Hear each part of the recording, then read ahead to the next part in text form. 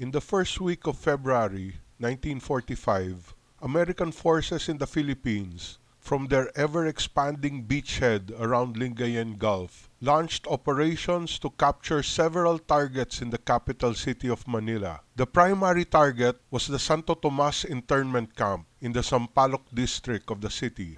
Santo Tomas was a sprawling university campus that the Japanese army had converted into a prison camp to house some 4,000 Allied civilians captured after the conquest of the Philippines. The liberation of Santo Tomas was the opening act of the bloody month-long Battle of Manila.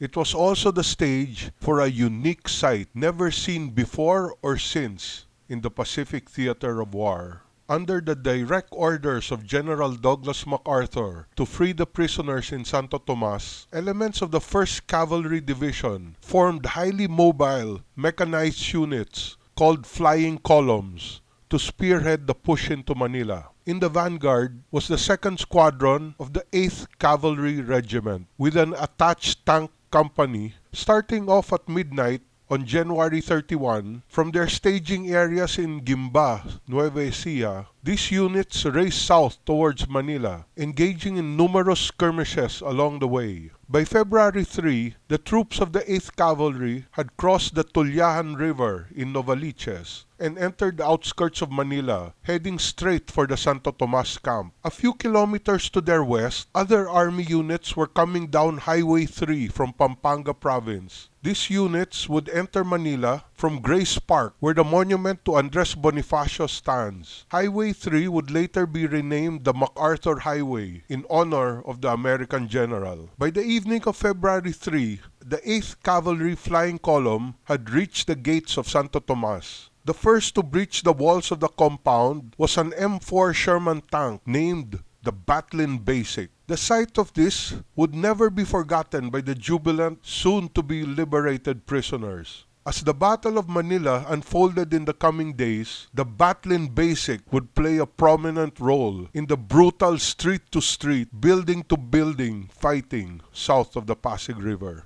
But the jubilation inside the Santo Tomas camp was short-lived, as it was soon realized that the Japanese guards, headed by their commander, Lieutenant Colonel Toshio Hayashi, had herded a few hundred of the civilian prisoners, mostly women and children, to the University Education Building, which today houses the UST Hospital. In this secure building, the prisoners were kept as hostages, with Hayashi demanding safe passage for him and his men back to Japanese lines, with the threat of executing their hostages if his demands were not met. As negotiations were going on at Santo Tomas, other elements of the 8th Cavalry made a push down Quezon Boulevard towards what was reported as the only remaining intact bridge over the Pasig River. In this extraordinary aerial photo of the area, on the top right, we see a thick, massive plume of black smoke emanating from the South Harbor area, casting a huge dark shadow over a wide area, from Intramuros to the Paco district. Below that, we see the Pasig River. By this time, the photo clearly shows that all the bridges spanning the river had been destroyed. In the bottom of the picture, we see the radially arrayed buildings of the old Bilibid prison. This is where American POWs were also being held,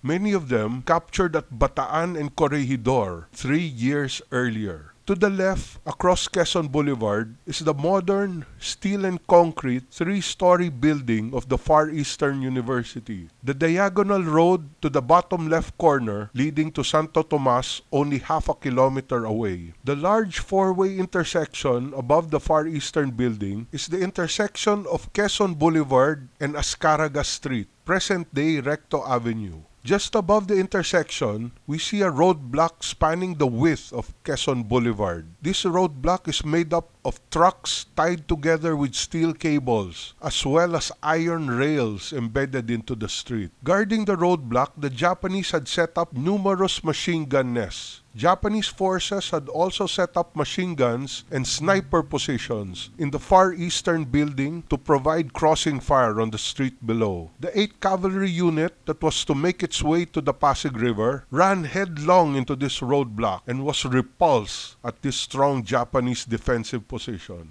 Back at Santo Tomas, negotiations proved to be fruitful as diplomacy and reason prevailed. The opposing camps agreed that Hayashi and his men would be allowed to keep their personal weapons and walk out of the camp with the American troops as escort. This diplomatic coup saved the lives of hundreds of prisoners and resulted in a sight never seen before or since in World War II. The fully armed Japanese soldiers marched out of Santo Tomas three abreast, with the American troops, also fully armed, marching in single file on either side of the Japanese formation. This strange sight, armed Japanese and American soldiers walking down a Manila street without shooting at each other, was unique in the Pacific theater of war. In this theater, arguably the most brutal and vicious of the whole war, no quarter was asked or given. In the island-hopping campaign leading to the Philippine invasion, battles were fought with unspeakable barbarity and brutality, with the Japanese defenders often fighting to the very last man. Yet here in the streets of Sampaloc, peace prevailed,